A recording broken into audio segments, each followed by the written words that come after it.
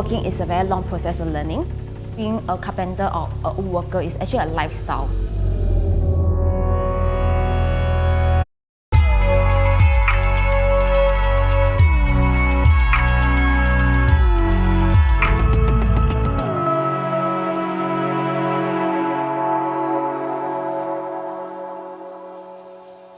I'm Lin, I'm the founder of Studio 木鱼. Studio 木鱼 in Chinese is actually 木的语言, which means the language of wood.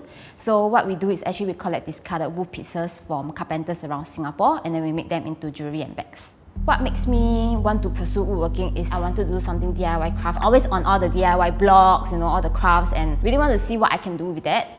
Prior to doing 木鱼, I was actually doing marketing for F&B industry. I was working non-stop, maybe 2 weeks non-stop, like 9 a.m. to 3 a.m. You are so caught up in the work environment, you didn't know how to breathe, so I quit.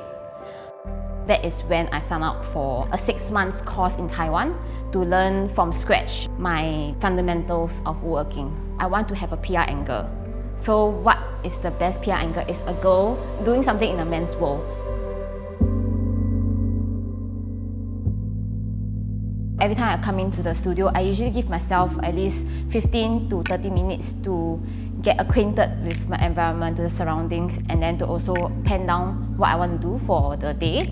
Then after that, I will immediately start working on it. The first day is a lot of discovery for me. I realized, oh no, my customers don't understand my craft. They don't know how I do the products. I actually come up with my own jewellery making workshop. The customers will come in, they'll get a piece of wood that is untouched and they can actually make their own jewellery from that template. So it teaches them that making my wooden jewellery is whatever you're doing now. That workshop has a very value-added element to my products. A lot of the participants become like my customers and some of them even sign up to become my part-timers as well.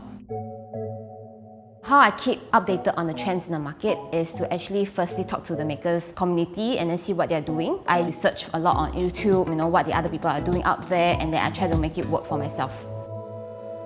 Being a girl in a very man industry, right? One of the most things that they always tell me is, don't do this lah, you're wasting your time. Like a lot of them like to say that. So they cannot see that a girl is doing something that's so manly. Over time, all this negativity that I get from people only just makes me even stronger and want to do this even more.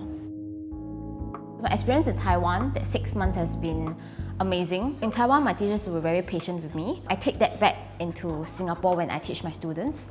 So I always try to be very patient with my students as well.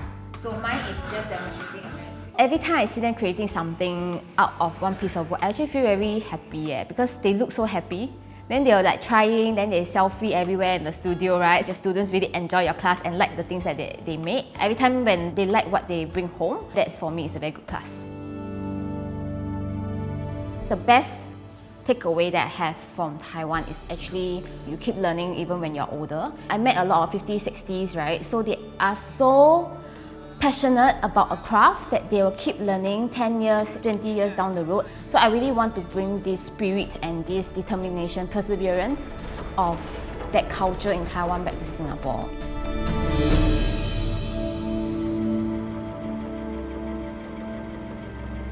After 2 years doing what I know, I realized I wasn't learning enough to expand the business.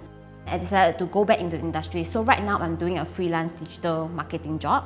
So the digital marketing job actually requires me to learn extra things that I never once want to be motivated to learn, but I have to do it now that it's a job. And from there, I actually use the skill set that I learned and I actually put it back to 木鱼 and make it even better than before.